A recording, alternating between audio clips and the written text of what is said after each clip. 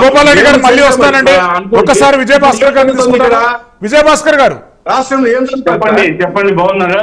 Yes, doing good sir. Sir ఎలా అంటే జగన్మోహన్ రెడ్డి గారు రూల్ ఆఫ్ లా నడవడం లేదు, రూల్ ఆఫ్ ఫియర్ నడుస్తుంది అనేటటువంటి అంశాన్ని ప్రస్తావించారు. నిజంగా కూటమి ప్రభుత్వంలో అంత అరాచక పరిపాలన కొనసాగుతుందంటారా?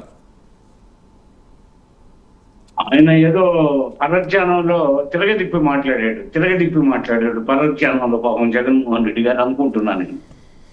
రూల్ ఆఫ్ లా మా ప్రభుత్వంలో ఉంది, రూల్ ఆఫ్ ఫియర్ వాళ్ళ ప్రభుత్వంలో ఉంది. ఇప్పుడు అందరికీ శకునం చెప్పే బల్లి తాను పోయి కుర్చీలో పడిందంట. మొన్న ఎలక్షన్ లో జరిగింది అదే. స్థానిక సంస్థ ఎన్నికల్లో ఎన్ని దౌర్జన్యాలు, ఎన్ని అరాజకాలు, ఎన్ని దాడులు అంటే ఇంత బలమైన ఆ రోజు పార్టీల్ని స్థానిక సంస్థల ఎన్నికల్లో తెలుగుదేశం పార్టీ అభ్యర్థులు నామినేషన్ చేయకుండా, అది పంచాయతీ ఎన్నికలు కావచ్చు, సింగిల్ విండో ఎన్నికలు కావచ్చు, లేకపోతే ఎంపీటీసీలు కావచ్చు, జడ్పీటీసీలు కావచ్చు, మున్సిపల్ ఎన్నికలు కావచ్చు, కార్పొరేషన్ ఎన్నికలు కావచ్చు, అంత బలమైన పునాదులు ఉన్న తెలుగుదేశం అభ్యర్థుల నామినేషన్ పోనీయకుండా చేసిన చరిత్ర వాళ్ళది. దాడులు చేశారు, దౌర్జన్యాలు చేశారు, కొట్టారు, అక్రమ కేసులు బనాయించారు, పోతే నామినేషన్ పత్రాలు చించేశారు. ఇవన్నీ వాళ్ళ యొక్క విద్యలు అనమాట. దశ మహావిద్యలాగా వాళ్ళ దగ్గర ఉన్న విద్య అది. రెండు, పవన్ కళ్యాణ్ గారిని ఈ విధంగా అన్నాడా, ఆ విధంగా ఉన్నాడని మిత్రులు చెప్తున్నారు. గోపాల్ రెడ్డి గారు ముందు పవన్ కళ్యాణ్ గారిని గురించి వారు ఏ విధంగా మాట్లాడారు, ఆయన వ్యక్తిత్వాన్ని గురించి కానీ, లేకపోతే ఆయన నడవడిని గురించి కానీ, రాజకీయ ఆలోచన గురించి ఎన్ని అన్పార్లమెంటరీ లాంగ్వేజ్ మాట్లాడారో మనం చూసాం. చంద్రబాబు నాయుడు గారిని కట్టేసి కొట్టమన్నాడు.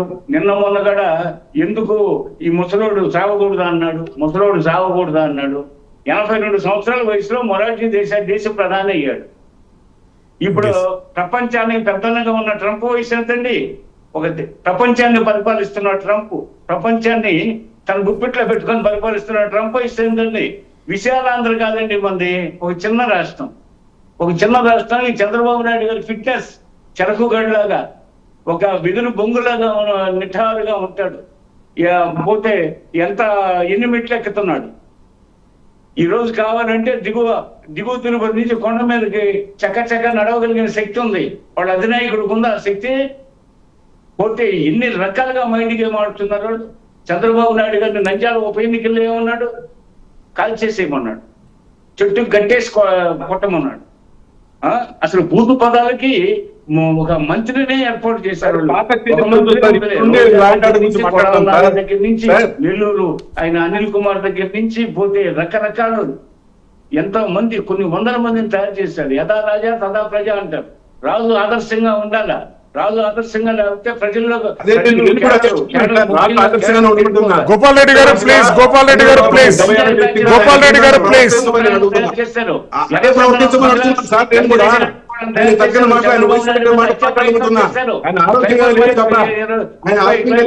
పెట్టేసి ఈ గోపాల్ రెడ్డి నీతులు చెప్తాడు ఏంటండి? అసలు నీతులు చెప్పే అర్హత వైసీపీ వాడకుండా, వాడు పుట్టిందే నుంచి.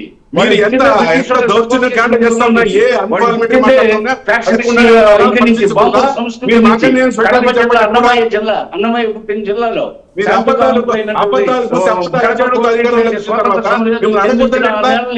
ఆ చేపగట్టని పోతే పరువు ప్రతిష్టలు తీసింది వైఎస్ కుటుంబం.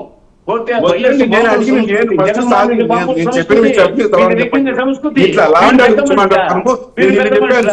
మీరు పుల్లులు లాంటి వాళ్ళు, ఈ సమాజం మేకల్ లాంటిది. ఈ సమాజంలో మేకల్ లాంటి సమాజానికి పెద్ద పులి మనస్తత్వం ఉండే జగన్మోహన్ రెడ్డి నాయకుడు. పోతే ఈ జగన్మోహన్ రెడ్డి మాట్లాడే అర్హత అవునండి. మన రాజకీయాలలో మన నాయకులు